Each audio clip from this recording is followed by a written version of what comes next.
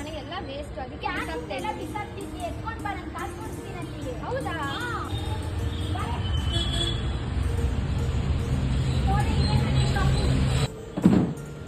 ನಮಸ್ಕಾರ madam. Sir, ನನ್ನ friend ಅಂಗಡಿನ refer ಮಾಡಿದ್ರು. ಸೀರೆ ಕೊಟ್ಟರೆ ಕಾಸು ಕೊಡ್ತಾರಾ? ಹೌದು ಮೇಡಮ್, ತಗೊಂಡ್ಬಿಟ್ಟು ದುಡ್ಡು ಕೊಡ್ತೀವಿ. ಅರ್ಧೋಗಿರ್ಲಿ, ಕಿತ್ತೋಗಿರ್ಲಿ, ಸಿಟ್ಟೋಗಿರ್ಲಿ, ಯಾವ್ದೇ ಕಂಡೀಷನ್ ಇದ್ರೆ ನಾವು ತಗೊಂಡ್ಬಿಟ್ಟು ದುಡ್ಡು ಕೊಡ್ತೀವಿ ಅಮ್ಮ. ಸೀರೆ ತಂದಿದ್ದೀನಿ, ಇದಕ್ಕೆ ಎಷ್ಟು ಕೊಡ್ತೀರಾ?